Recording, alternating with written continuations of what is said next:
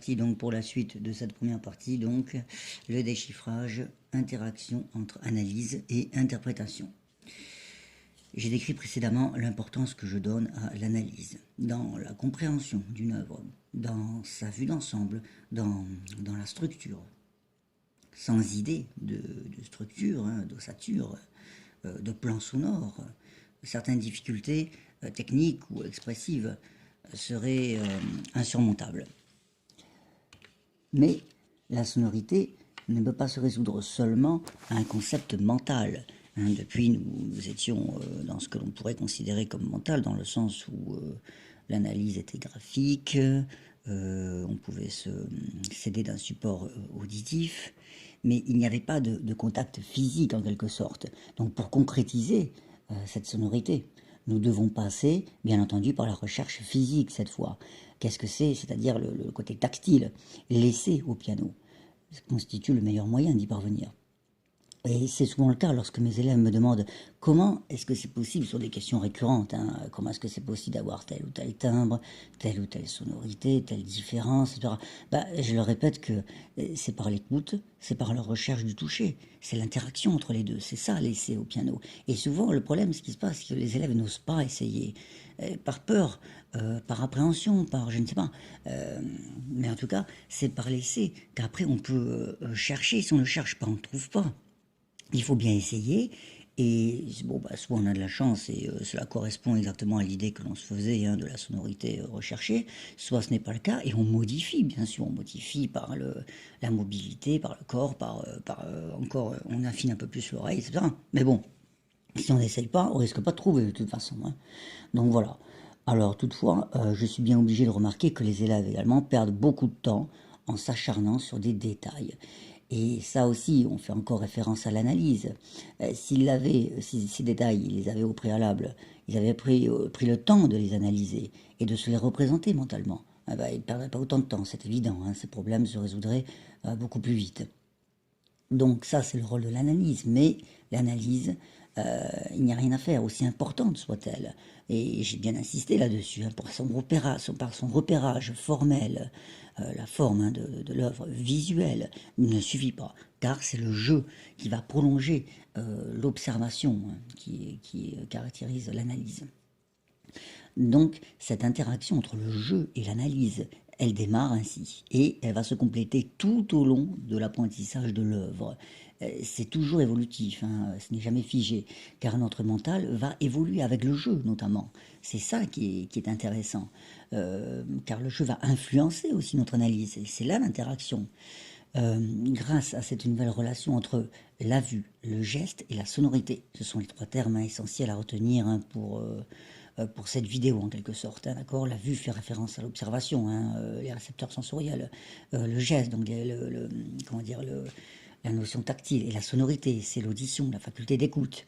Et il va nous apparaître de nouveaux éléments à l'analytique, jusqu'à présent non décelés, ce qui est normal puisqu'on n'avait pas essayé. Donc là, il y a encore de nouveaux facteurs qui interviennent.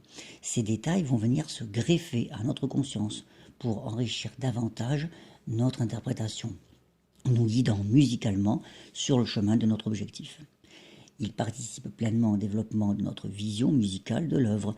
C'est là justement tout l'intérêt que suscite cette interaction.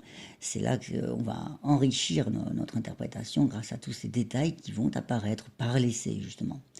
L'élève va ainsi découvrir de nouveaux aspects, de nouvelles couleurs, des ambiances, des timbres, de nouvelles façons de concevoir sa sonorité. Donc sa pensée va évoluer, elle va changer au fil des découvertes par son jeu. Et nous, les professeurs, notre rôle, c'est de savoir le remarquer et de lui signaler, de le lui signaler. Ainsi, l'élève comprend, il a conscience de tous ces changements. Et de changement en changement, on fonde progressivement notre interprétation. Et cette interprétation n'est jamais figée, elle continue encore d'évoluer. C'est grâce à l'aspect polyphonique notamment, ce qu'on appelle la polyphonie du piano. C'est un effet parabolique et expressif. On dispose donc d'une large palette de couleurs. Et l'essai va nous permettre d'exploiter cette palette. Et la mise en valeur d'une facette va se chercher justement par l'essai. Et on pourrait comparer, on pourrait allégorer, comme allégorie, on pourrait citer les chanteurs par exemple, qui interprètent et qui recherchent sa sonorité, qui recherchent un mieux. C'est donc par l'expérimentation que l'élève développe, lors de son apprentissage quotidien, une connaissance plus approfondie de la sonorité et de lui-même également, car cela fait intervenir la gestuelle par l'essai. C'est le résultat de l'interaction permanente entre son oreille, le geste, la faculté d'écoute, l'aisance corporelle, la réflexion corporelle, le corps réfléchit, comment se placer, comment faire en sorte que la sonorité soit conforme à ce que l'on recherchait. Et tous ces détails, toute cette recherche va le guider progressivement dans sa recherche personnelle du bien-être. Le fait d'agir directement et librement, sans contrainte particulière, c'est ça l'essai. Et il faut vraiment oser, hein, encore une fois, je le répète, c'est le moteur de tout, c'est le moteur de la recherche de la sonorité, le fondement de l'interprétation. Et cette recherche de sonorité va s'affiner ensuite par une réflexion plus approfondie afin d'obtenir plus de satisfaction.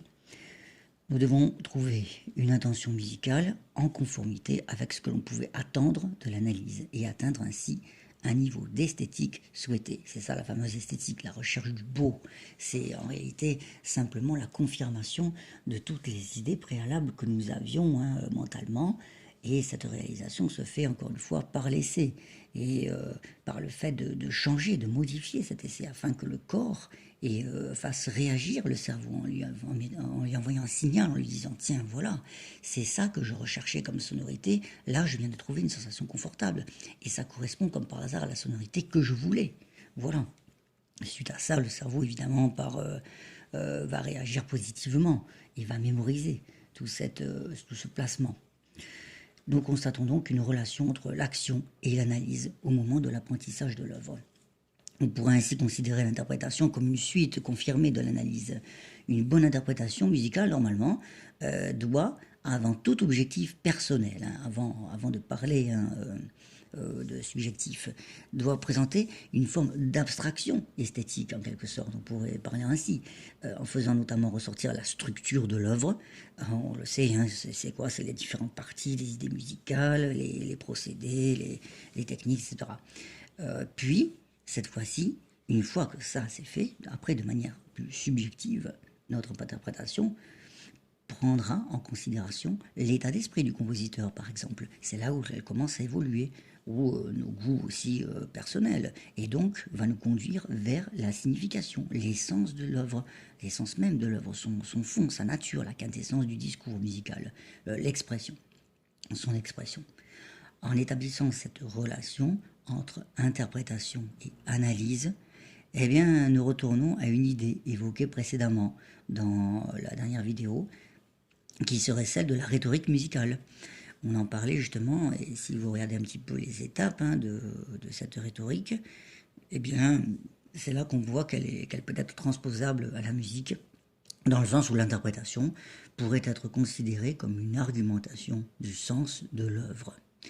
Au cours du travail d'une œuvre, notre analyse continue d'évoluer, notre pensée n'est jamais figée. Ça, c'est quelque chose qui est très important, hein, parce que souvent les élèves se fixent en quelque sorte sur certains détails qu'ils ont trouvés, ce qui est très bien, mais n'arrivent pas à aller plus loin, et même n'osent pas modifier ce qu'ils ont trouvé, parce qu'on dit souvent le mieux est l'ennemi du bien. Mais il faut oser, justement, il faut oser aller encore plus loin dans sa réflexion et se dire comment je peux trouver encore une sonorité plus intéressante, encore plus riche en quelque sorte. Et ça, c'est un travail, hein, bien sûr, qui peut être guidé par le professeur, hein, bien entendu. On peut apporter une aide pédagogique à nos élèves en leur faisant prendre conscience du fait que la pensée, justement, c'est ce que je disais, n'est pas figée. Elle évolue en permanence depuis le déchiffrage jusqu'à l'interprétation en public. Et même parfois, on se surprend également, lorsque l'on joue une œuvre en concert, à se dire « Ah tiens, ça, je n'y avais pas pensé à ce détail. Il faudra que je signale peut-être à mes élèves aussi qui jouent cette œuvre-là. » Voilà, c'est en constante évolution, hein, toujours. Voilà, notre analyse continue d'évoluer, la pensée n'est pas figée, ce qui nous permet d'affiner le sens que nous lui donnons depuis le déchiffrage jusqu'à son exécution et même encore après, hein, même au-delà. C'est une chose que j'enseigne souvent à mes élèves. La pensée est évolutive. Voilà, c'est tout pour aujourd'hui. Merci.